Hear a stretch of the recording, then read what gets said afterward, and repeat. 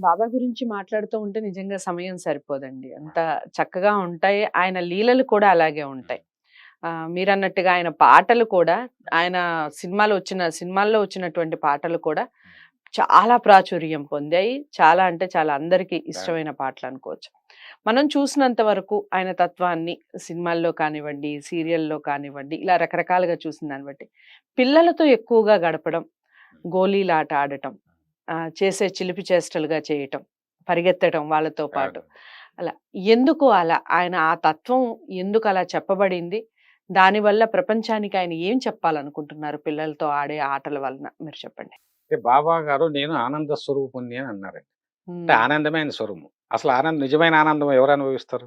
చిన్న పిల్లలే చిన్న అనుభవిస్తారు. పిల్లలు. ఓకే. పసితత్వము, ఆ! ఋషితత్వమే ఆనందతత్వం అన్నారు. హ్మ్. హ్మ్. అంటే ఋషులు ఎప్పుడూ ఆనందంగా ఉంటారు. పసిపిల్ల వాళ్ళు ఆనందంగా ఉంటారు. హ్మ్. వాళ్ళు ఆడుతూ, ఆడుతూ ఈ ప్రపంచాన్ని మర్చిపోతారు. హ్మ్. తూనీగులతో ఆడతారు. ఆట స్థలాల్లో ఆడుతూ ఉంటారు. ఎంతో హ్మ్. నిజమైన ఆనందాన్ని పొందుతారు. హ్మ్. అక్కడ వాళ్ళ కుల మతాలు ఇవన్నీ ఏమి ఉండవు. పసిపిల్లలకి అవి ఏవి తెలియవు. హ్మ్. అలా అంటే పసిపిల్లల యొక్క మనస్తత్వం ఎలా ఉంటుంది అంటే నిష్కల్మషంగా ఉంటుంది. హ్మ్. ఆనందమే. అసలు జీవితం అంటేనే ఆనందము అని బాబా హ్మ్. నేను ఆనంద స్వరూపుణ్ణి అన్నాడు. హ్మ్. కానీ పసిపిల్లలతో అలా అలా ఆడుకుంటూ ఉంటారు. హ్మ్. ఆడటం అంటే దత్త సంప్రదాయంలో అక్కలకోట మహారాజు కూడా పసిపిల్లలతో గోలీలు ఆడుతూ ఉంటారు. హ్మ్. హ్మ్. పసిపిల్లలతో ఎప్పుడు గోలీలు ఆడుకోవడం అంటే ఏంటి? సమర్థ గురువు ఆయన. హ్మ్. అక్కలకోట మహారాజు అని సమర్థ గురువు. హ్మ్. ఆయన పసిపిల్లలతో గోలీలు ఆడుకుంటుంటే ఆయన ఆనందంగా ఉంటాడు. అందరూ పిల్లలు కూడా ఆనందంగా కేరింతలు కొడుతూ ఉంటారు. హ్మ్. అట్లా బాబా షిరిడీలో కూడా పసిపిల్లలతో ఎక్కువ ఆడుతూ ఉంటారు. హ్మ్. అంతే కాకుండా ఆయన ఇప్పుడు బయజాబాయి ఇంటికెళ్ళినప్పుడు హ్మ్. తాత్యా కోతి వచ్చి భుజాల మీద ఎక్కుతాడు. హ్మ్. బాబా భుజాల మీద. మామ మామ అంటూ. హ్మ్. భుజాల పైన ఎత్తుకుంటాడు. భుజాల మీద అంత జగద్గురువు అని ఈమెకు తెలుసు. హ్మ్. కానీ అతనికి తెలీదు గదా! హ్మ్. కానీ అమ్మ ఎక్కనివ్వు అని జెప్పేసి అంటే ఒక పసి హృదయము ఋషి హృదయం ఒకటే అన్నట్టుగా హ్మ్. బాబా అలా ఉంటారు. హ్మ్. అంతేకాకుండా చాలా సందర్భాల్లో చిలిపి చేష్టలు గూడా చేస్తూ ఉంటాడు బాబా. అవును. అది అది బాబా సచ్చరిత్రలో గూడా ఉంది. హ్మ్. హ్మ్. ఒకసారి శ్యామాను గిల్లుతాడు. హ్మ్. శ్యామాను గిల్లితే "ఏంది బాబా నన్ను ఇలా గిల్లుతావు" అంటాడు. హ్మ్. బాబా అంటాడప్పుడు, "అరేయ్! నీకు నాకు 72 జన్మల సంబంధం ఉందిరా. హ్మ్. ఒకప్పుడు మనం ఆడుకునేటువంటి వాళ్ళము. హ్మ్. పాడుకునేటువంటి వాళ్ళము, చిలిపిగా ఉండేటువంటి వాళ్ళమంటారు." హ్మ్. ఇలా ఆ గురువు యొక్క అంటే గురువుకు గత జన్మలు తెలుసు. భవిష్యత్ మన యొక్క జన్మలు తెలుసు. అతనికి తెలుసు. ఓకే. మనకు తెలియవు. హ్మ్. హ్మ్. అందువల్ల నిష్కల్మషమైన హృదయము హ్మ్. మీరన్నట్టు పాటలు అన్నప్పుడు పాటల్లో గూడా చాలా పాటల్లోన అదే రాశారు. అంటే పసి హృదయం ఉన్నటువంటి దేవునిగా, గురువుగా అభివర్ణించారు. హ్మ్. అదే విధంగా భిక్షమెత్తి భిక్ష పెట్టిన వ్యక్తిగా నారాయణ రెడ్డి గారంటారు ఒక హ్మ్. పాటలో. భిక్షమెత్తి ప్రాణ భిక్ష పెట్టె. హ్మ్. అంటే ప్రాణాన్నే భిక్షగా పెట్టాడు. అంతటి గొప్ప గురువు.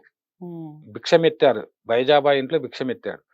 మరి ఆమె కొడుకు చనిపోతే ఆ ముసలి తల్లి ఎంత శోకిస్తుంది. పుత్ర శోకాన్ని భరించలేదు కదా! అవును. అందువల్ల ఏం చేశాడు? తన యొక్క జీవితాన్ని ప్రాణాన్ని భిక్షగా పెట్టాడు. హ్మ్. బాబా అన్నారండి. బాబా చెప్పినటువంటి మాటలు నా నా భక్తులను నేను రక్షిస్తానని అనేటువంటి ఒక కాన్ఫిడెన్స్ ఎలా క్రియేట్ చేస్తాడు. నా భక్తులను ఎప్పుడు పతనం కానివ్వను అన్నాడు. హ్మ్. నేనుండగా భయమేలా అంటాడు. హ్మ్. ఆ ఏకాదశి సూత్రాల్లో గాని అక్కడక్కడ చెప్పినటువంటి విషయాలు వింటే చాలా ఆశ్చర్యమేస్తుంది. నేను ఎంతగా ప్రేమిస్తానంటే దూమలతో అంటాడు. "రా తమ్ముడు రా.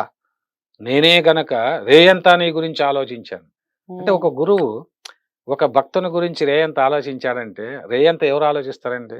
ఒక పసిపాప అంటే జ్వరమొస్తే హ్మ్. తల్లి రాత్రి నిద్రపోదు. అవును. పసిపాప అంటే రేయంతా తన యొక్క కొడుకు గురించి ఆలోచిస్తుంది. కూతురు గురించి ఆలోచిస్తుంది. హ్మ్. నిద్రపోదు తల్లి. తల్లికి హ్మ్. ఎందుకు నిద్రపోదు అంటే అంత ప్రేమ పిల్లల మీద ఉంటుంది. హ్మ్. బాబాకు గూడా అంతటి ప్రేమ తన యొక్క భక్తుల మీద ఉంటుంది. హ్మ్. అసలు దోమలు హ్మ్. వచ్చినప్పుడు సి సి బ "రా తమ్ముడు రా. హ్మ్. రేయంతా నీ గురించే ఆలోచించాను. నేనే గనక నిన్ను రక్షించకపోయి ఉంటే నీవేమైపోయేవాడివో దేవుడికే ఎరుక" అంటాడు. హ్మ్. అంటే అంత ప్రేమ తత్వము ఉన్నటువంటి గురువు, జగద్గురువు. అందుకే మీరు చూడండి ఏ టెంపుల్‌కి వెళ్ళినా, ఏ భక్తుడిని కదిలించినా, ఏ భక్తురాలిని కదిలించినా అసలు వాళ్ళ యొక్క అనుభవాలే చెప్తారు. అవును. ఒక సామెత ఉందండి ఇటీవల కాలంలో. హ్మ్. ఇద్దరు సాయి భక్తులు కలిస్తే ఒకరికొకరు చెప్పుకోవడానికి ఆతృత పడతారు. అనుభూతిస్తారు, ఇద్దరు పరవశించిపోతారు, పిచ్చోళ్ళు అయిపోతారు. అంటే అంత అనుభవాలు వాళ్ళు అనుభవించిన తర్వాత మీ తల్లి ప్రేమ ఎలా ఉంటుందంటే, తల్లి ప్రేమ ఎలా ఉంటుందంటే ఎలా ఎక్స్ప్రెస్ చేయగలరు? ఎక్స్‌ప్రెస్ చేస్తారు. ఆ జ్ఞాపకాలన్నీ వస్తాయి.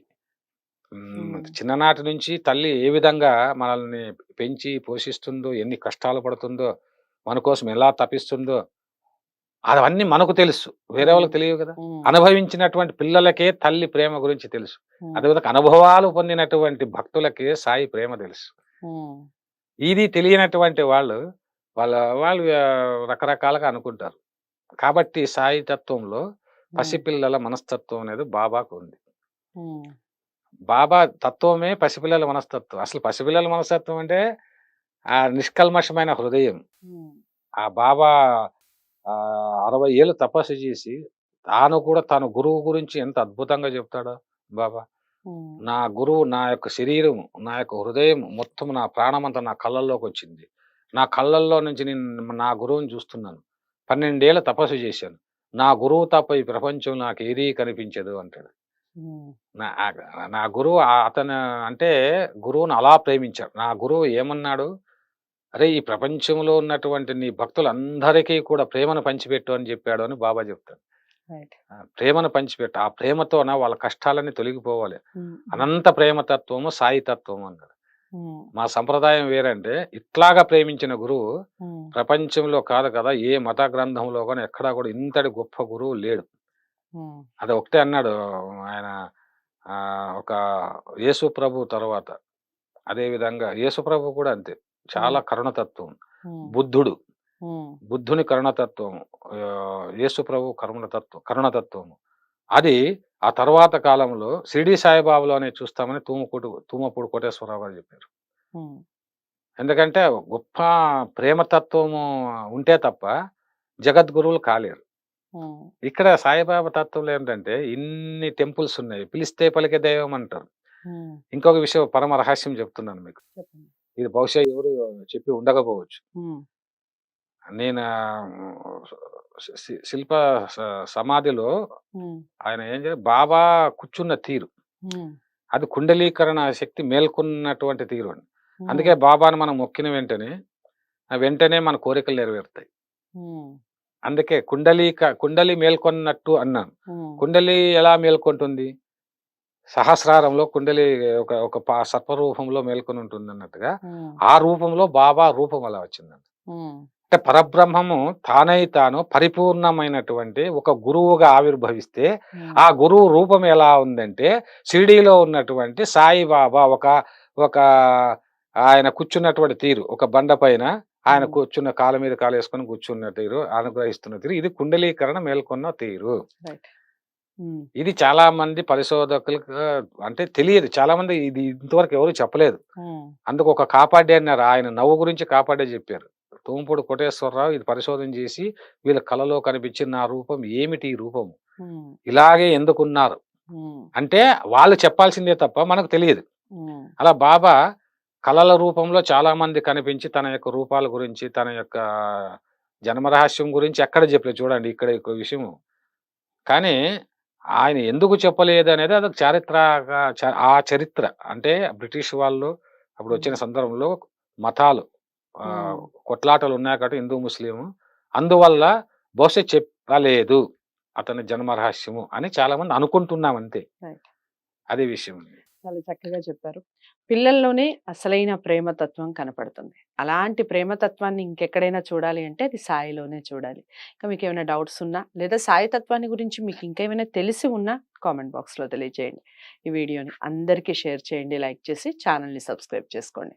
తదుపరి వీడియో ద్వారా మనం అసలు సద్గురు ఎందుకు అయ్యారు సాయిబాబా అన్న విషయాన్ని నెక్స్ట్ ఎపిసోడ్లో తెలుసుకుందాం. నమస్తే.